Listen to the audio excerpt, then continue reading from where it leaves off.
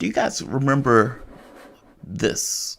This was the rage, I don't know, maybe a year or so ago, back in 2019.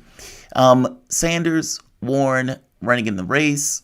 Sanders takes the lead in the race. Warren flames out after pushing for a Medicare for All bill that wasn't a Medicare for All bill. People realized she wasn't serious and basically withdrew support.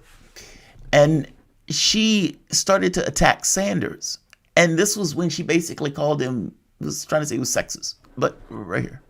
Right after the tense moment, she refused to shake his outstretched hand.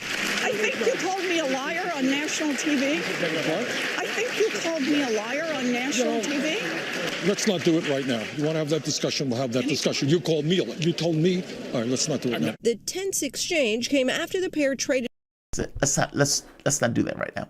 So that basically was recorded. That was one of those things that happened afterward. We didn't necessarily see that in the moment that it happened. If I remember correctly, the tape didn't even come out until several days after the fact, when it was reported that something took place, and of course they found the video.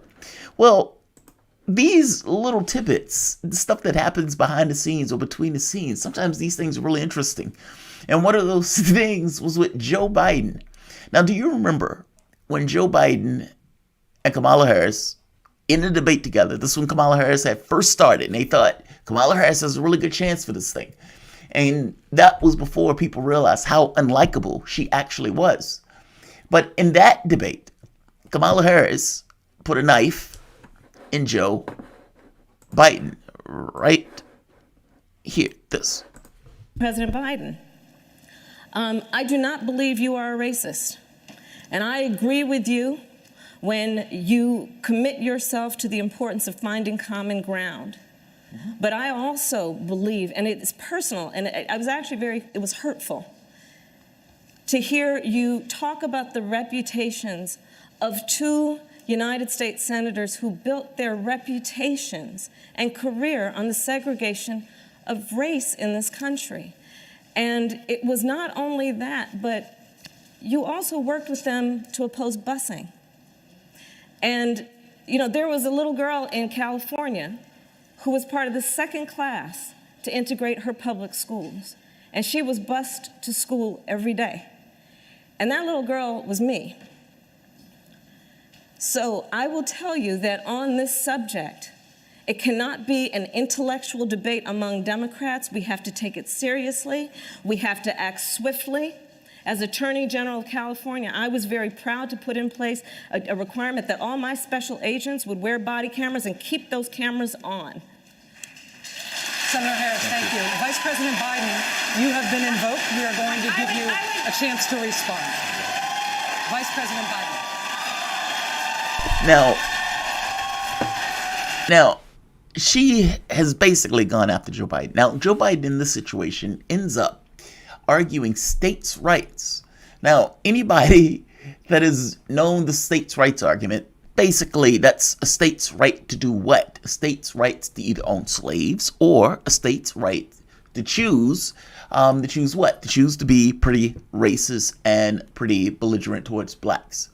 Well, the fact that Joe Biden ends up on that argument and fighting on this notion of busing, another issue that was tied to race, well, that doesn't look all that good. In fact, not look all that good. Kamala Harris ends up winning accolades for this debate. Joe Biden ends up looking horrible in that debate. And Kamala Harris is thrust to the number 3 and 4 spot in the polling immediately after this. She feeling good about herself. She's feeling like an A-lister. And then she goes into the debate and she is immediately ended by Tulsi Gabbard in 60 seconds. Joe Biden in this particular instance, quite a bad one. The interesting thing though is, what did Joe Biden think in this moment? Like, look at his face right now. Look at his face. Look at his face. Let's hear his response. It's a mischaracterization of my position across the board. I did not praise racist. That is not true. number one. Number two, if we want to have this campaign litigated on who supports civil rights and whether I did or not, I'm happy to do that. I was a public defender. I didn't become a prosecutor. I came out and I left a good law firm to become a public defender when in fact my city was in flames because of the assassination of Dr. King. Number one. Now, number two, as the Vice President of the United States, I work with a man who, in fact, we work.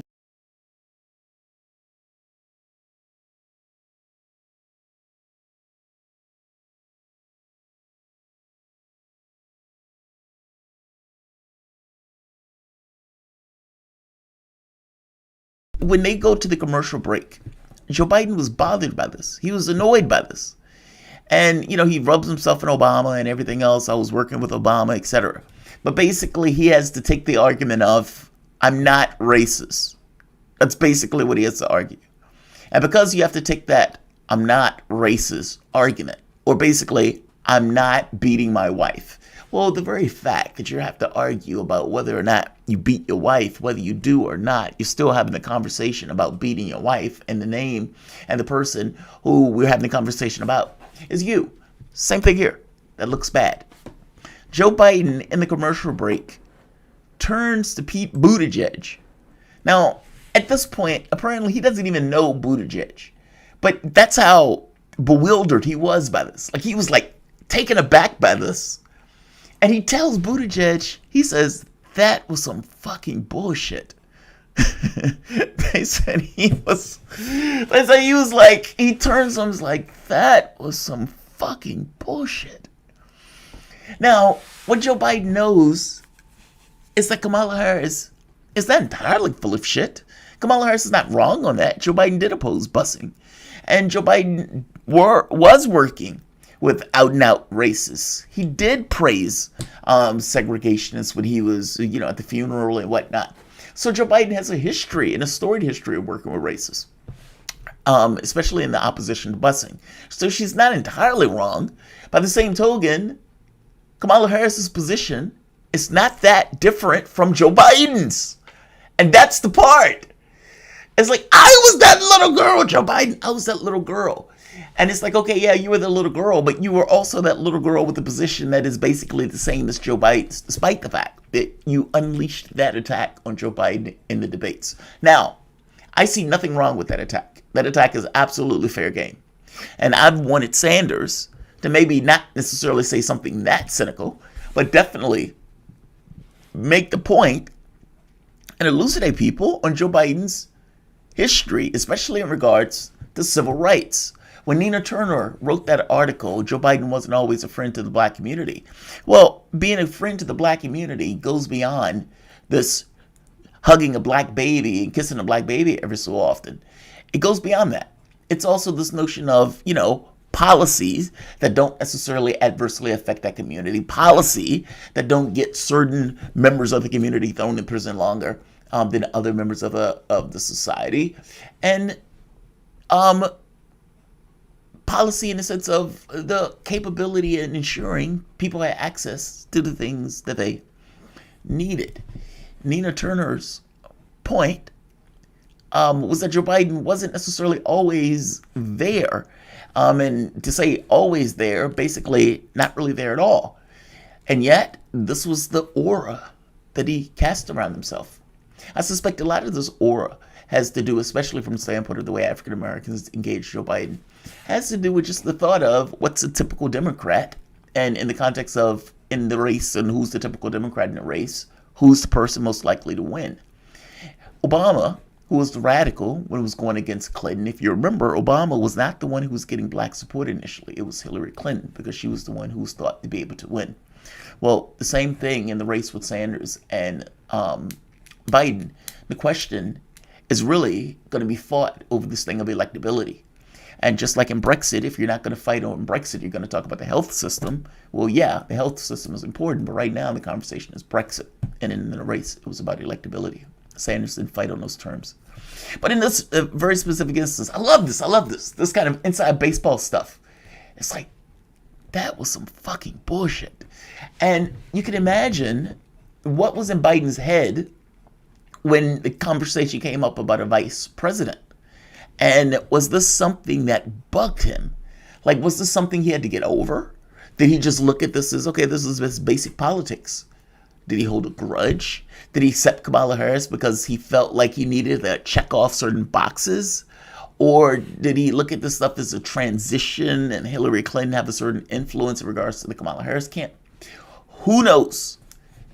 In that very specific instance, he was pissed off. That's funny as all hell. I wanted to get the story out the way because there's another story that's just broke right now that I want to get to. So I'm going to end this now. I'm going to say like, I'm going to say share, and I'm going to say subscribe. Thanks all. Bye-bye.